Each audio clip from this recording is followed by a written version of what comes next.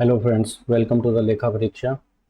आज हम बात करेंगे GeM government e marketplace के बारे में, हमारी EMRS अकाउंटेंट क्लासेस के लिए। ठीक है, तो देखिए मैं बैकग्राउंड एक बार लेके चलता हूँ, थीम आपको समझाता हूँ। जो आप थीम है उसको थोड़ा सा समझिए कि जैम क्यों आया है और उसका क्या फीचर्स है, वो आगे हम बात करेंगे। ठीक है, देखिए क्या होता है कि गवर्नमेंट ऑर्गेनाइजेशन में क्या होता है, प्रोक्योरमेंट्स होती है। प्रोक्योरमेंट समझते हैं आप? प्रोक्योरमेंट का मतलब होता है खरीद, है ना, हिंदी में लिख देते हैं खरीद। अब वो प्रोक्योरमेंट आपकी सर्विसेज की हो सकती है, गुड्स की हो सकती है, यानी कि हम लिखेंगे यहाँ पे गुड्स और सर्विसेज। अच्छा, गुड्स के आगे मैं लिख दे रहा हूँ कॉमन, इसका लॉजिक मैं आगे बताऊंगा कॉमन क्यों लिखा है। कॉमन गुड्स और सर्विसेज जो है इसकी प्रोक्योरमेंट होती है। ठीक है, अब ये प्रोक्योरमेंट अगर ऑनलाइन नहीं करें तो ये कैसे होगी? ऑफलाइन मोड में। ठीक है, दो ही तरीके हो सकते हैं ना, या तो ये ऑफलाइन हो सकती है या ये ऑनलाइन हो सकती है। दो ही तरीके हो सकते हैं हमारे पास। तो पहले ये ऑफलाइन हुआ करती थी। ऑफलाइन के केस में प्रोसीजर सब गवर्नमेंट के फॉलो होते थे, बट इसका मोड ऑफ प्रोक्योरमेंट क्या था? ऑफलाइन। उसके अंदर बहुत सारे चैलेंजेस थे, यानी कि बहुत सारे लूपहोल्स थे। वो सारे लूपहोल्स जो है उनको कवर करने के लिए एक नए सिस्टम की जरूरत थी, और जो नया सिस्टम है उसको हम जैम के नाम से जानते हैं आज। बट ये पहले पब्लिक पोर्टल कहलाता था, एक CPPP था। ठीक है, central public procurement portal, central public procurement portal. ये भी एक ऑनलाइन वेबसाइट है गवर्नमेंट की, जहाँ पर कंपनीज को, गवर्नमेंट कंपनीज को और इंस्टीट्यूशन, गवर्नमेंट बॉडीज, इन सबको जो भी प्रोक्योरमेंट की रिक्वायरमेंट सब होती थी वो यहाँ पर डालते थे इस वेबसाइट पे, और यहाँ से लोग अपना जो भी कोटेशन है फाइल करते थे और सारी चीज़ें एक चलती रहती थी। बट ये सिस्टमेटिक नहीं था और अनऑर्गेनाइज तरह से काम करता था, कोई भी इसमें SPV काम नहीं करता था। अभी जैम में जैम SPV काम करता है। ठीक है, तो इसकी एक नीड हमको जरूरत लगी कि हाँ यार, एक नीड है इसकी। ठीक है, तो एक आया हमारे पास में GFR। ठीक है, GFR 2017। ठीक, general financial rules, general financial rules. ठीक है, तो GFR जो आया, जनरल फाइनेंशियल रूल्स, इसने जैम को भी इंट्रोड्यूस किया। ठीक है, इसने जैम को भी इंट्रोड्यूस किया। तो ये जो जैम है ये आपका ऑनलाइन फैसिलिटेट करता है, यानी कि सारी जो चीज़ें हैं वो ऑनलाइन फैसिलिटेट करता है, और जैम को एक रूल के तहत लाया गया। तो GFR जैसे है आपका जनरल फाइनेंशियल रूल, जैसे मैंने बताया, इसमें एक रूल है IS 149। रूल 149 जो है इसके तहत इस जैम को इंट्रोड्यूस किया गया, और अभी जैम का जो वर्जन चल रहा है, जैम 3.0 या 3.0 भी कह सकते हो, जैम 3.0 इसका वर्जन चल रहा है, उसके ऊपर अभी ये काम करता है। ठीक है, अगर अब इसमें क्वेश्चन की बात करें कि भाई क्वेश्चन आपके कौन कौन से बन सकते हैं, देखिए क्वेश्चन आपका बन सकता है कि जेम का इंट्रोडक्शन कब हुआ, या इनिशिएटिव कब लॉन्च किया गया। ठीक है, तो इनिशिएटिव की बात करूं मैं, इनिशिएटिव, तो ये इनिशिएटिव आया आपका 9 अगस्त, ठीक है, 2016 को, यानी 2016, 9 अगस्त 2016 यहाँ इसके बारे में सोचा गया था, इसके बारे में एक नींव रखी गई थी। बट ये लागू 2016 से ये नहीं हुआ था, ये आपको ध्यान रखने वाली बात है कि ये लागू 2016 से नहीं हुआ था। गजट नोटिफिकेशन आया था 2017 GFR में, और उसके बाद ये लागू किया गया था। जो गवर्नमेंट ई मार्केट प्लेस है जैम, इससे गवर्नमेंट कंपनीज, गवर्नमेंट इंस्टीट्यूशन, जहां भी गवर्नमेंट की फंडिंग लगी है वो सभी इंस्टीट्यूट जैम से प्रोक्योर करते हैं, चाहे वो गुड्स हो चाहे वो सर्विसेज हो। ठीक है, एक बात समझ में आ गई। अभी हम काम कर रहे हैं जैम के 3.0 पे, और इसको लॉन्च किया गया था 26 जनवरी 2018 को, यानी 26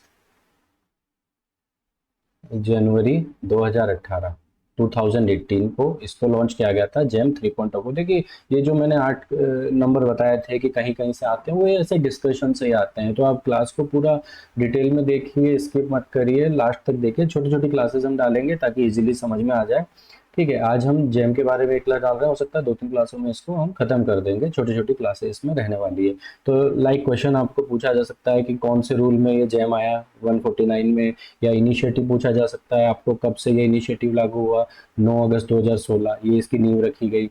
उसके बाद में जेम कौन से पोर्टल पे काम कर रहे हैं, जेम 3.0 पे काम कर रहे हैं, जेम 3.0 ये कब आया था, 26 जनवरी 2018 को आया था। तो ये सब बेसिक आपका जेम के बारे में बातें हो गई। अब कोई भी गवर्नमेंट ऑर्गेनाइजेशन है, ठीक है, ये किस किस पे लागू होता है हम आगे बात करेंगे। कोई भी गवर्नमेंट ऑर्गेनाइजेशन है, पीएसयू है, ये सभी जो परचेज करेगी कंपल्सरली अब इनको जेम पे करनी है। जेम में कोई प्रोडक्ट नहीं अवेलेबल है तो उसके लिए अलग प्रोसीजर्स दिए हुए हैं, उनको ऑफलाइन किया जा सकता है, बट वो एक एक्सेप्शन केस है, अदरवाइज आपको 100% परचेज जेम से ही करनी है। ठीक है, तो ये तो इसके बारे में थीम हो गई क्या कि ऑनलाइन परचेज करने के लिए आपका एक पोर्टल है, जैसे कि आपका, अगर आसान शब्दों में बात करें, जैसे अमेजन हुआ, ठीक है, तो जो अमेजन है आपका, तो अमेजन भी तो यही है, अमेजन भी यही काम करता है, फ्लिपकार्ट है, ठीक है, ये सब यही तो काम करते हैं, इनका काम क्या है, इनका काम भी यही है।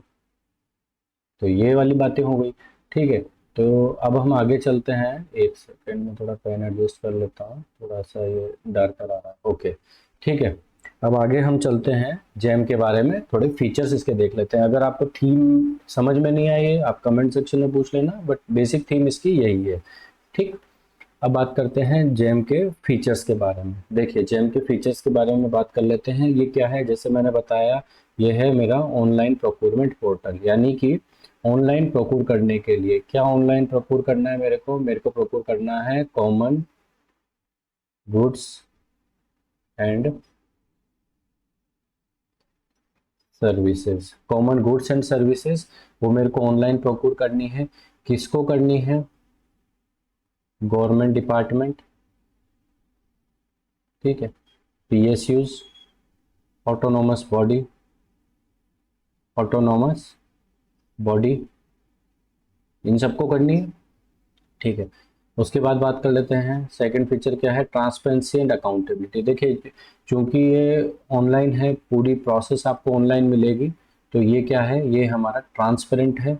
और अकाउंटेबिलिटी कैसे है, हर आदमी का एक रोल तय किया गया है, हर डेजिग्नेशन का एक रोल तय किया गया है, कब पेमेंट होगा, कब माल आएगा, कैसे उसकी चेकिंग होगी, कैसे सीआरएस होगा, वो सारी बातें भी इसमें दी गई है। ये हो गए आपके की फीचर्स ऑफ जेम में। Second point, transparency and accountability.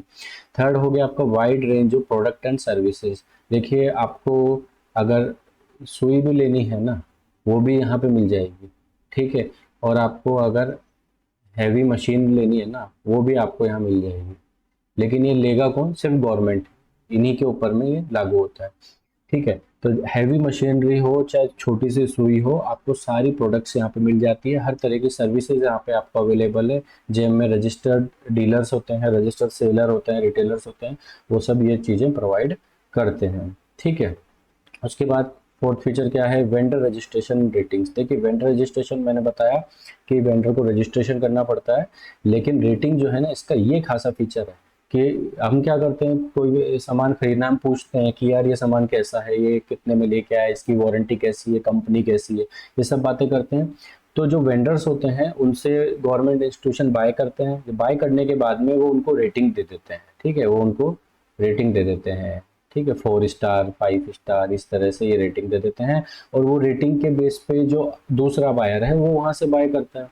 तो अच्छी रेटिंग होना जरूरी है एक वेंडर के लिए भी। तो ये जेम के कुछ सेलेंट फीचर्स हैं। ओके, आगे चलते हैं। बेनिफिट ऑफ जेम, जेम के बेनिफिट क्या है? देखिए, ये कॉस्ट सेविंग है, कॉस्ट सेविंग, दोनों के लिए कॉस्ट सेविंग है। कॉस्ट सेविंग फॉर वेंडर, एक सेकेंड, वेंडर को अगर हम लिख दें for seller and buyer, seller buyer दोनों के लिए ये कॉस्ट सेविंग है। तो गलत नहीं है ये कहना, बायर को बैठे बिठाए सारी चीज़ें एक ही पोर्टल पे मिल जाती है, जैसे अमेजन पे मिलती है। सेलर को भी मार्केटिंग करना नहीं पड़ता, सेलर को भी ज़्यादा टेंशन नहीं है जेम के जैसे, है ना। तो सेलर के लिए भी कॉस्ट सेविंग है, बायर के लिए भी कॉस्ट सेविंग है। आप एग्जाम्पल में अमेजन लेके चलिए, ठीक है, आपके दिमाग में अमेजन रखिए जब हम ये डिस्कशन कर रहे हैं, और जहाँ नहीं रखना है वहाँ मैं बता दूंगा। ठीक है, अमेजन आप रखिए फॉर एग्जाम्पल, ओके सॉरी, ठीक है, अमेजन हो गया for example. Transparency and reduced corruption. देखिए, गवर्नमेंट डिपार्टमेंट में जैसे आपको पता है प्रोक्योरमेंट कैसे होती थी, कैसे होती थी? ऑफलाइन। अर्लियर कैसे थी? ऑफलाइन थी। जब ऑफलाइन प्रोक्योरमेंट थी तो वहाँ पर ट्रांसपेरेंसी कम थी, तो करप्शन बढ़ने के चांस थे। तो करप्शन को ये किस तरह से एलिमिनेट करता है, ट्रांसपेरेंट हो जाता है, सब कुछ ऑनलाइन चेक किया जा सकता है, सब कुछ ऑनलाइन पता है। ठीक है, तो इस वजह से क्या है, आपका ट्रांसपेरेंसी बढ़ जाती है। और आप ये, मैं आपको एक बना देता हूँ ऐसा, ये हमेशा ध्यान रखिएगा, ये अलग अलग एक्सेस एक चार्ट है। ठीक है, ये है हमारी ट्रांसपेरेंसी। ठीक है, और ये है हमारी, क्या बोलते हैं इसको, ट्रांसपेरेंसी बढ़ेगी तो एथिक्स एंड गुड गवर्नेंस।